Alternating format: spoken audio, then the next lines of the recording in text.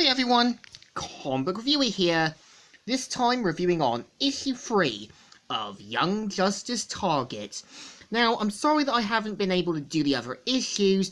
I've mostly been focusing on doing older comics still, as well as still trying to do my other film reviews. So, Young Justice Target is pretty much what I think Greg Weisman would have done for a season 5. And I kind of think, yeah, ending the show after 4 seasons, I think, was Warner Bros. Best idea, because I can see what Greg Weisman was trying to do was keep the series going, despite the fact that sometimes networks aren't always going to continue on, and it's important to stop when you know the story needs to end. So this cover mainly has the team getting ready, one in Paris and one in Markovia. We kind of see how Princess Perdita calls the team to let them know that she's okay, and we kind of see how Geofalls tries to reassure them that everything's okay, and we kind of see Wonder Girl saying, "Thanks, Baron. I know we haven't seen eye to eye much recently, but thank you." "Of course, Markovia out." And we kind of see how Beast Boy knows something's not right, and even points out that Perdita would have contacted Ollie and the others to see if they were okay. And I think this is where you can tell Cassie now realises that Beast Boy might have a point. We kind of see how back at Paris, Robin and the team are confronting Vertigo's henchmen, and of course tries to get away, but they manage to get Looker to look into his mind, and we kind of see her saying, "Yes, but the news isn't good." And we kind of see how at the hospital, we kind of see how Dick Grayson tries to talk with the doctor and wants to kind of run an analysis on the toxin and that.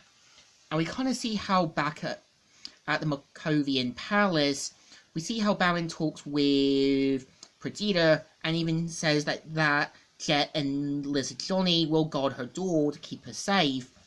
And of course, we know that this isn't Perdita, but someone else. And we kind of see how Tim Drake and Looker and that give the team the information that Vertigo's henchmen didn't plan anything, and that Vertigo didn't plan his own escape. And this is where they're kind of putting the pieces together.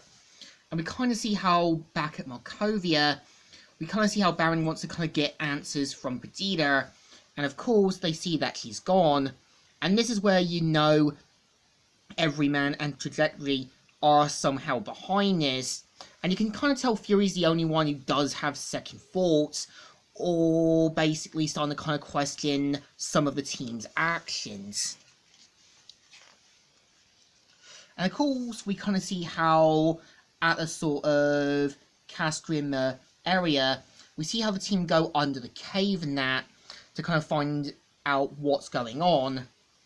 And of course, after they kind of get some analysts, they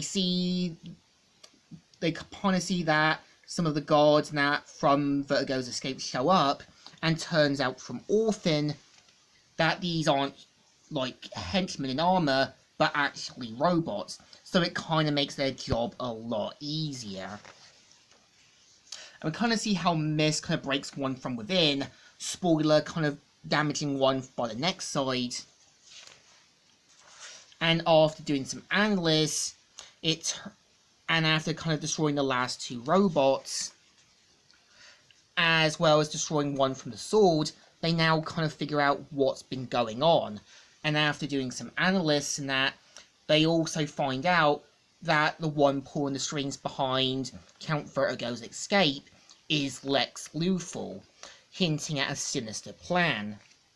And we kind of see how Oliver remembers how he tried to rescue Princess Perdita, and if you remember the whole Showcase Green Arrow series that was done by Greg Weisman, it was also in the sort of Justice League Crisis on Two Earths DVD, as well as implying that some of the events did happen, but differently.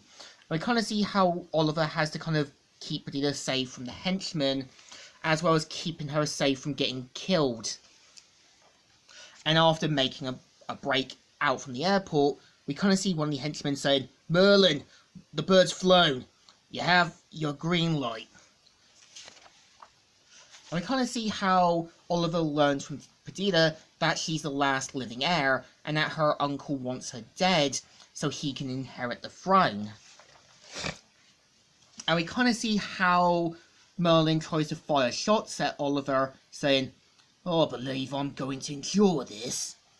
And after the flashback, we kind of see how Cassie gets word that it's mission time from Tigress.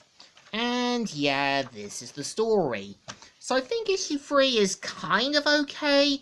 Again, it feels like a season 5 I think Greg Weisman wanted to tell.